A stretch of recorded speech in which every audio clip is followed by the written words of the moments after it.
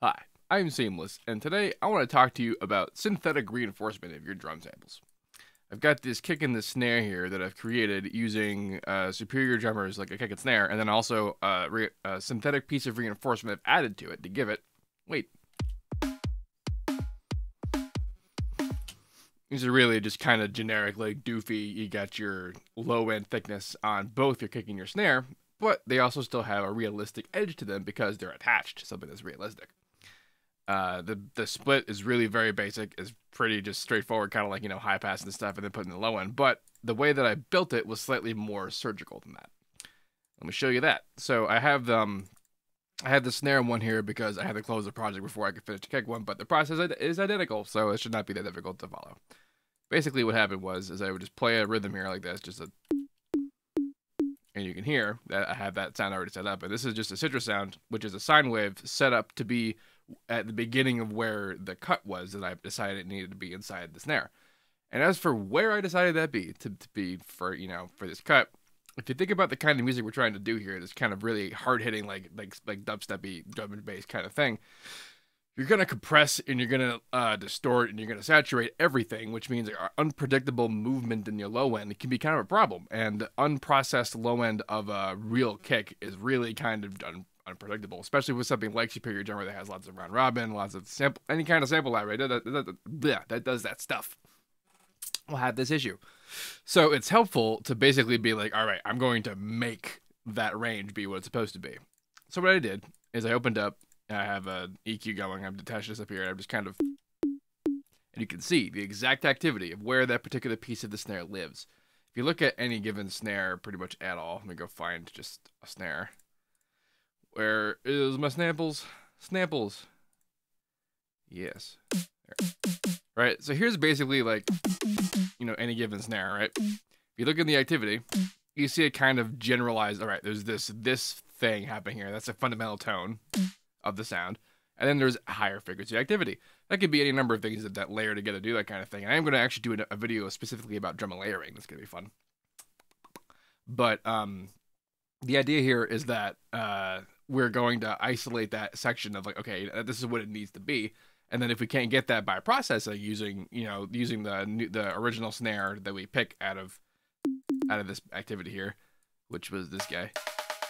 That's how high pass he is. Then we're just gonna, so you can actually see right there how they're kind of split together.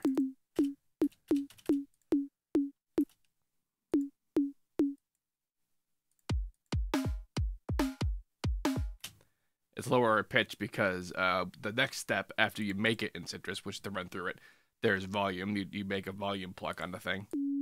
Otherwise, it'll just hold on a note. And then you also make a pitch pluck. And like this is moved because originally I said to be a particular pitch and then I moved it down. So it's actually not starting up at like the 700s. It's starting somewhere closer to the 200s because unlike a kick fundamental, the snare doesn't travel all the way from the top to all the way to the bottom. Some kicks don't either. But even though you hear it more plainly in the snare, it's mostly because it's a higher frequency thing anyway, so you're just going to hear it more clearly. But it doesn't really start from all the way up to go all the way down. It starts from somewhere in the middle and then lets the other stuff be up there, like the claps and the high frequency papery kind of stuff. So that's what this guy is. And then I recorded that along with the kick sample that we're hearing. I have a folder called Fundamentals. Here's the kick sample we used. A bunch of other ones I've done for testing and things. This is the one that we just did. And then we imported it into Superior Drummer. The third version, Superior Drummer 3, the one's out now, lets you actually import your own samples. Good stuff, right? So we can just use it like a sampler.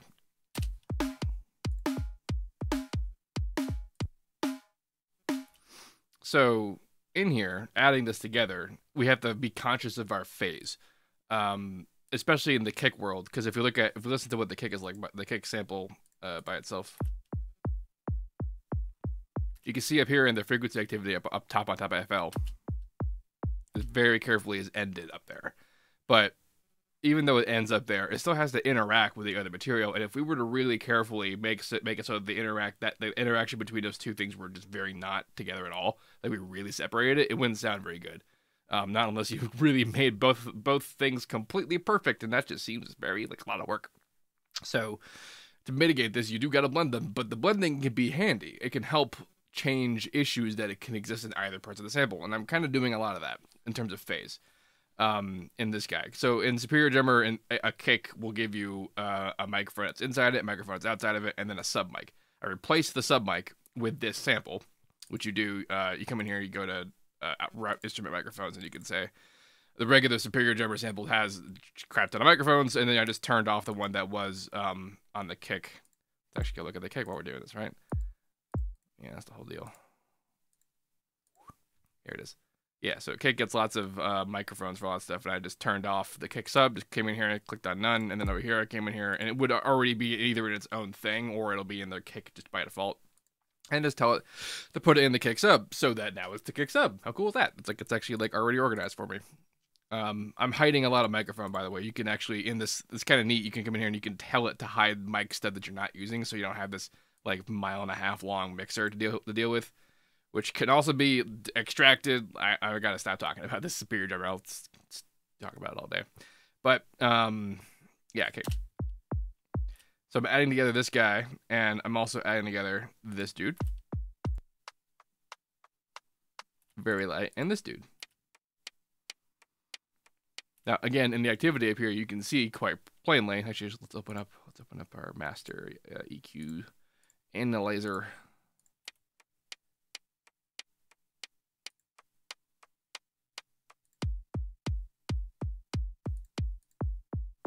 So see how much of the overlapping is happening there. As this relates to phase,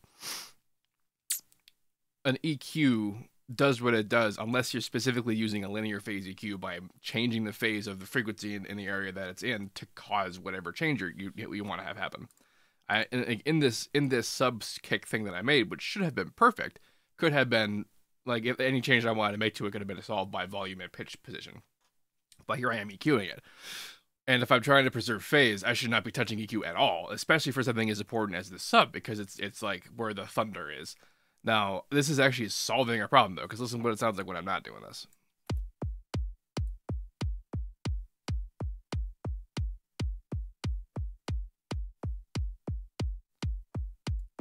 That is an incredibly slight change, but that is mostly a change in the impact. You hear how, like, when I was down here, it got a little bit different, and here it got a little bit different. And, like, right around here, because you've been hearing this already here for a while, so we're used to it, so it's going to sound right because we've just trained ourselves into it. Keep aware of that, P.S. But I just did that until it felt like what I was what I was going for. And what we're doing while we're doing that is we're messing with the phase of when that kick begins. Because a kick is a thing in time. It's not just a spectral event like we're talking about a snare. A kick is a continuous kind of like top end to low end experience most of the time, especially the heavier hitting ones, because impact is largely just that, really fast, most of the time. To that end, when you're talking about separating high end from low end, you're kind of also talking about separating beginning from end. I guess if I'm doing it on the camera, beginning, end, left and right, you're going to separate from the beginning and the end. And if you're screwing with the EQ of right where the frequency is interacting with the split there, it's kind of like also screwing with the timing of its coming together. Because what's happening is the high end is going to come and then get EQ'd out, and then here comes your new low end, like basically right on time. It sounds like a lot of work to have to try and arrange it to be doing that, but we're actually sort of doing that by accident by just the way the EQs are working. In this sample, in this kick sample, it's actually, I'm using a ramp on it. It's not a complete click like the snare is. And that's for this reason, because if it were a complete click, that click is a high frequency event, which means that it has to start all the way up top. But even if I did do that, if I put an EQ down there, because that frequency is slower than what is those high frequency click information, if you do that, that's essentially like delaying when the sample itself is going to like begin. Because it can't essentially until a low enough frequency, is actuated. Which means that if you do have like two samples that are like beginning to end, like full spectrum things, and you do that, you cut it high and then low, that timing is more or less automatically taking place if they're any kind of related in time that way.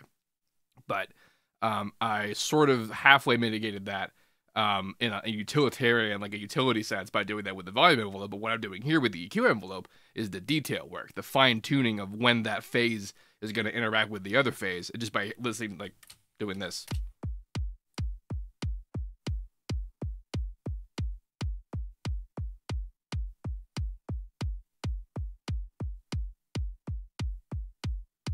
and just waiting for it to sound good. That's essentially what we're doing. It's a really, I talk about phase a lot when especially with drums, because every part of your processing has a danger of kind of ruining everything you just did by screwing with the phase too far and somewhere you can't get back. Like if you've ever thought you've lost your impact or you lost your sharpness and like what you're doing is suddenly just a washy mushiness, this is probably why. Over EQing is usually something that happens to this to cause this kind of thing. But like it's not like I'm not gonna EQ things. You can also use that sort of destructive nature to your advantage, by the way we just discussed. So, did that same basic thing with the kick and the snare. In fact, the kick and the snare have basically the same signal path. The snare has a top and bottom mic, has a microphone that is on the top side. Just clear some of this. There we go. And a mic on the bottom. And it's interesting because this one's a stereo mic, so that's neat that they had like a stereo condenser underneath the snare, I think.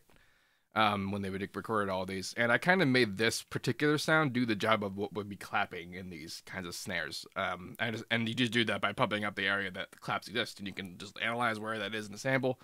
Like this snares are a lot, percussion in general is a lot of what I refer to as brute force sound designing, where if you look at an analysis and you see a certain activity, you just make something do that and it will sound like that most of the time.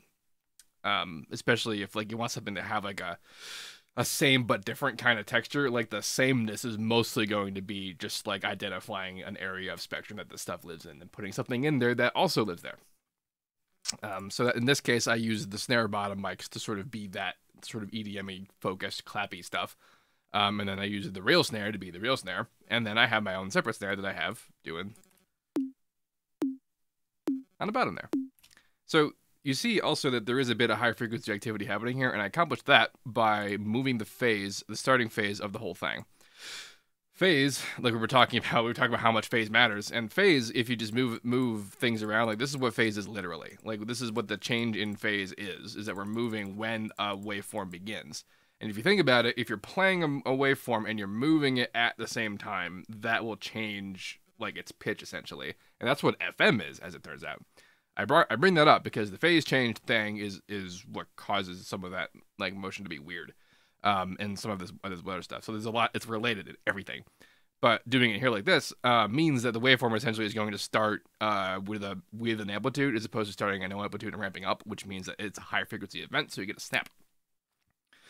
It's a very fast snap. It's a lot more like here it is like without it, right?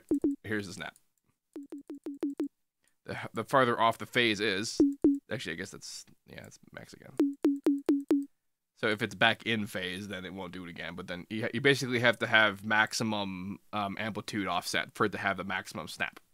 So that's what that does. That's what that does. And that's what's accomplished to get us that a little bit of out of snap layer in there. It's just kind of like, because again, a lot of what we're going to do with the rest of the stuff, and I didn't EQ this one at all, which means that snap is uniformly phase locked forever. Until I did I did actually EQ it. I lied. I completely lied. I EQ'd it immediately after all of this. In fact, I even have high passed it. But the idea is that it layered with the other stuff, which was being EQ'd quite heavily. So it kind of saved them. It saved their phase profile by putting in a center kind of guide to it this way. And the rest of it is just levels and taste. And like these compressors are just like the compressest compressors ever. And by that I mean it's like there's a ratio, there's a threshold, there's an attack and a release. And for drums, attack is almost more important than release. Like the release time matters, especially for your kick. And here's why. Here's your sub, right? And my release time is quite long. And if this were slower, here's what happens, or faster rather. Hear that like crap that comes on at the low end there? That's your compressor reacting faster than your kick's oscillation, and it's creating higher harmonic information, which comes across as distortion. So you really you need to hear, if you want your low end to be quote unquote clean and unmolested by the stuff you're doing to it like this, then you need to like listen to it by itself essentially and hear if it's gonna survive it. You might not always need to do that because sometimes the rest of your high frequency information is enough to mask that, but if it's like low, mid, low stuff, and the distortion is slight enough that it's adding in like low stuff, then that's just going to be there, and you don't really have anything else to compete with it because you should be high passing everything anyway, right? Which is to say it'll be audible. So to care about that, it's important.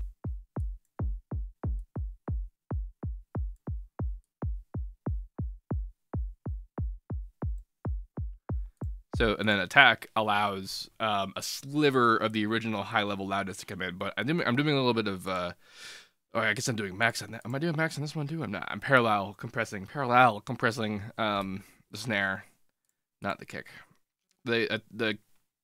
Of course, that was just with the freaking, that guy, which you should probably be doing. Yeah. I have different velocities on the kick as well. We're getting some of that, like, extra texture in there. When I designed the sound, I actually did this without doing that, but then I set up velocity and whatnot inside the doohickey, the superior drummer. Yeah. Anyway, that's about the gist of synthetic reinforcement, and pretty much the takeaway I want to give you guys from this is that, like, you basically, if there's ever what you can think of as like a surgical problem with your drums, you can basically fill it in with like a synthetic amount just by getting a thing to do the thing that the thing is supposed to do. I hope that made sense. And what else? Oh yeah, and phase. Pay attention to phase. Learn a lot about phase if you don't know about phase. Phase is everything. I guarantee you a lot of problems that you think you have in your mix can be attributed to how much you're not giving a crap about phase. Unless you are giving a crap about phase, then it's probably something else. Again, so helpful. Am I great? If you have any questions about this, please let me know. Don't forget to like, comment, subscribe, and all that fun stuff. And as usual, have a nice day.